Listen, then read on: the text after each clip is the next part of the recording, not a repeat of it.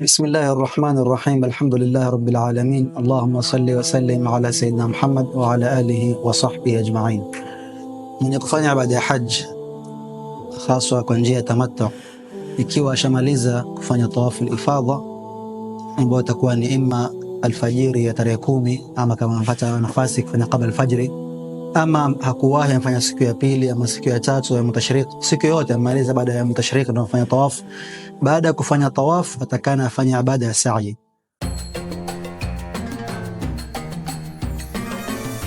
na siku zote haifai mtu kufanya sa'i kabla tawafu. Hawezi kaanza na sa'i kisha akatufu, yani sa'i lazima iwe baada tawaf, ima tawafu al-ifadha ama kama mwenye kufanya ifrad tawafu al-qudum. Akifanya tawafu al-qudum aweza kufanya sa'i ya haji kabisa, lakini sisi ambao tufanya tamattu ni vile vile tulivyoeleza, baada jamratul aqaba aende kufanya tawafu al-ifadha kisha atafanya sa'i, na sa'i ni kutembea baina Safa na Marwa, majabali mawili ambapo kwamba zamani ilikuwa ni nje ya msikiti wa Makka, lakini sasa msikiti umpanuka, imeingia ile masaka, sehemu ya Safa na Marwa iko ndani ya haram Makka ama ndani ya Masjidul Haram. Kwa hivyo ataanzia Jabal Safa kisha ataenda Jabal Marwa. Mtume sallallahu alaihi wasallam aliuliza sahaba, tuanzie wapi Safa na Marwa?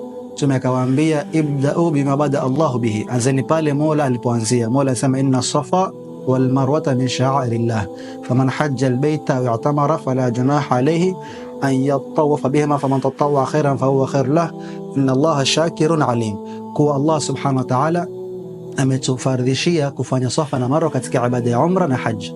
Utaanza Safa kutoka paka Marwa ni 1, na sana sana mtu atakana makini akiingia katika ile sehemu ya Mas'a Safa na Marwa, huwa yamtoa mahali ambao si mwanzo Safa, yani atamtoa kidogo chini ya Safa, atakana apande juu, aanze mwanzo wa Safa atembee mpaka Marwa. Na ikiwa bahati mbaya ameanzia Marwa kuingia kwake, lazima aende mpaka Safa ndo aanze kuhesabu. Hatohesabu kuanzia Marwa kwenda Safa.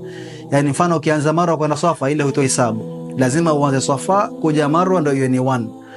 Tu yako hiyo inatoka Marwa kwenda Safa, hivyo mpaka umalize 7 utamalizia Marwa. Na hapa ni sunna pia mtu awe udhu. Kwenye tawaf ni lazima udhu, hapa ni sunna. Ikiwa umeharibika na udhu waweza kuendelea. Na aura bila shaka wakati wote mtu lazima astiri aura yake, iwe ndani ya swala, nje ya tawaf. Muhimu aura ni hasa kama kuna ajanib, lazima ustiri aura yako. Na hakuna dua maalum kusoma kwenye tawaf ama kwenye sa'i, ni adhkari zote. Ukitaka kumswalia Mtume sallam, ukitaka kusoma Qur'an, ukitaka kusoma subhanallah, la ilaha illa Allah, ufanye sa'i yako. Ukimaliza sa'i itakuwa umemaliza moja katika arkanul hajj. Wa sallallahu ala sayyidina Muhammadin wa ala alihi wa sahbihi wa sallam.